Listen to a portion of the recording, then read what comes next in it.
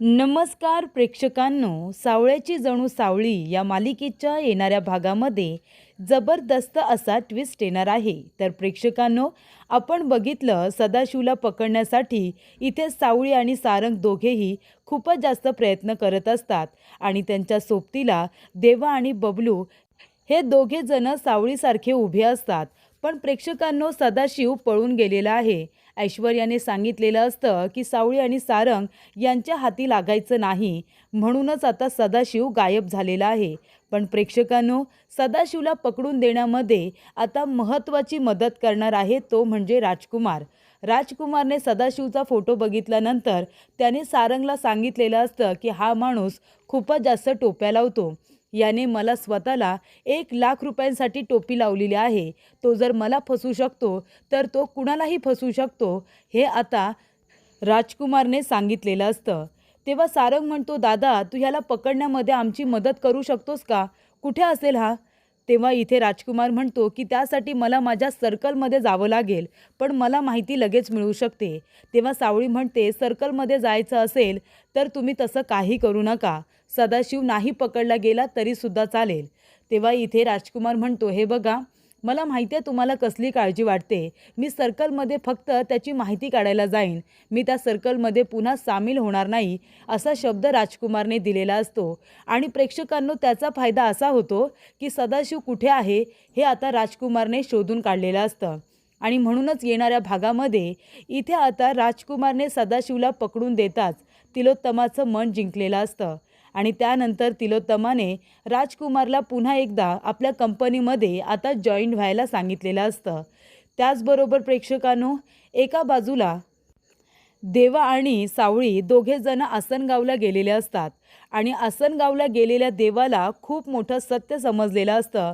तिलोत्तमा आणि इथे चंद्रकांत हे दोघेजण त्याचे आईवडील आहेत, ही गोष्टसुद्धा देवाला समजलेली असते. त्यामुळे प्रेक्षकांनो, देवाच्या पायाखालची जमीनच सरकलेली असते. तर प्रेक्षकांनो, येणाऱ्या भागामध्ये कशा पद्धतीने या गोष्टी पुढे घडत जातात आपण सविस्तरपणे बघूया.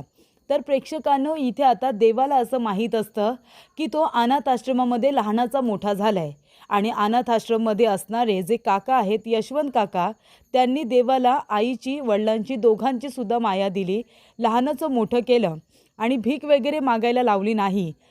तर कष्ट करून स्वाभिमानाने कसं जगायचं हे यशवंत काकांनी सांगितलेलं असतं. पण आता यशवंत काका जग सोडून गेलेले असतात आणि जाण्याच्या आधी देवाला महत्त्वाची माहिती देऊन गेलेले असतात.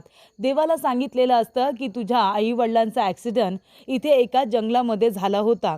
रस्त्याने जात असताना तुझ्या आईवडिलांचा अपघात झाला होता आणि त्याच्यामध्ये ते तुला सोडून गेले. आणि मग तिथे देवा रडत असताना आजूबाजूच्या गावातील लोकांनी त्याला उचललं आणि अनाथ आश्रममध्ये आणून सोडलं होतं.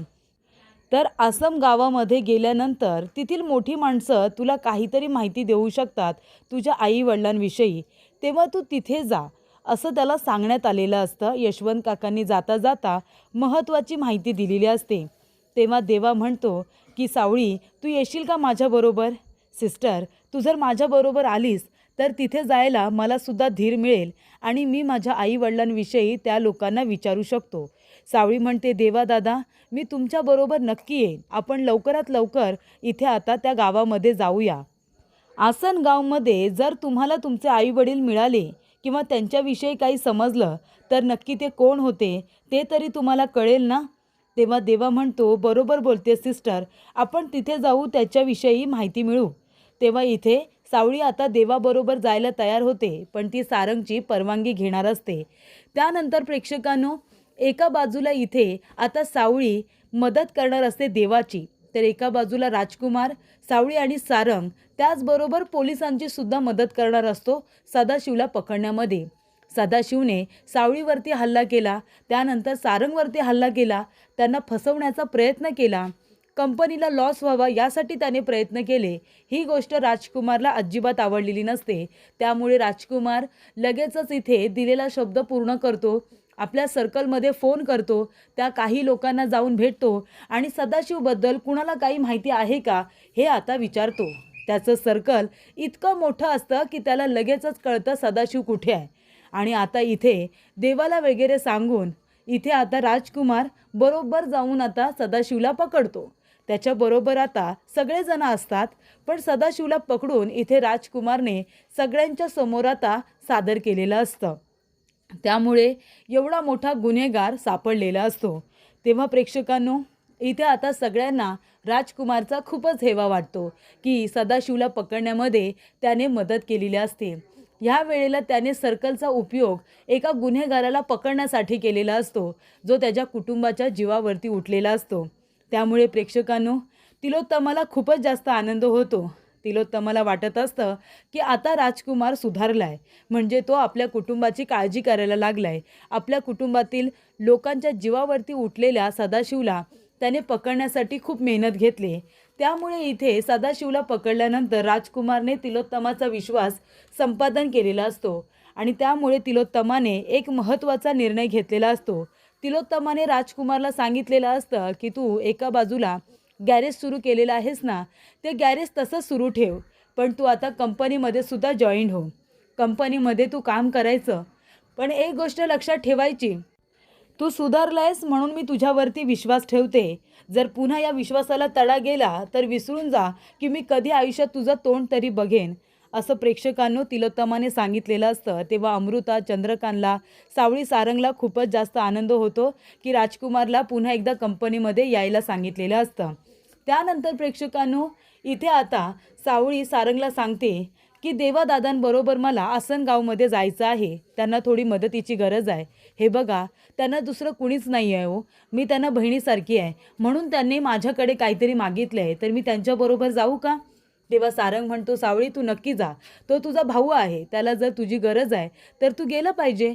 तेव्हा इथे सावळी आणि इथे देवा दोघेजण आसनगावमध्ये गेलेले असतात आणि तिथे गेल्यानंतर आता त्याने आपल्या लहानपणीचा फोटो जो यशवंत काकांनी त्याला दिलेला असतो, तो आता त्या आसनगावामधील काही मोठ्या लोकांना, वयस्कर लोकांना दाखवतो आणि म्हणतो, लहानपणी इथे एका गाडीचा अपघात झाला होता आणि त्यानंतर इथे मी जंगलामध्ये असताना गावकऱ्यांनी मला ह्या अनाथ आश्रममध्ये सोडलं होतं. तर तुम्ही तिथे कुणाला बघितलंत का? आजूबाजूला कोणी होतं का? म्हणजे माझे आईवडील नक्की कोण होते जे मला सोडून गेले? तेव्हा गावकरी म्हणतात, एक मिनिट, तुम्हाला कुणीही सोडून गेलेलं नाही आहे. जे तुम्हाला सोडून गेले होते ते दुसरे कुणीतरी होते. तुमचे आईवडील कुणीतरी वेगळेच आहेत.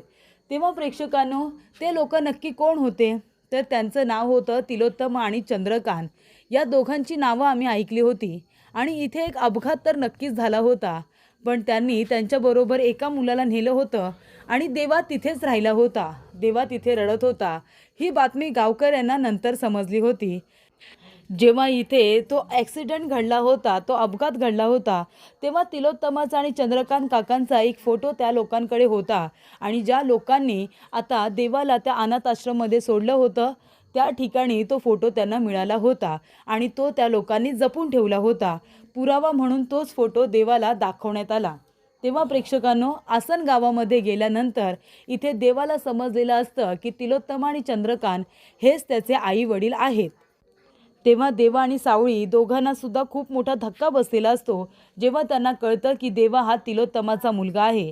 तर अशा रीतीने प्रेक्षकांनो, आसनगावमध्ये आल्यानंतर एक फोटो दाखवल्यानंतर देवा नक्की कुणाचा मुलगा आहे या गोष्टीचा खुलासा तिथल्या जुन्या लोकांनी केलेला असतो. त्यामुळे इथे 17 वर्षांपूर्वीचा खुलासा हा झालेला असतो. तर अशा रीतीने प्रेक्षकांनो, देवाला त्याचे खरे आई वडील मिळालेले असतात, तर राजकुमारला त्याची हक्काची नोकरी मिळालेली असते.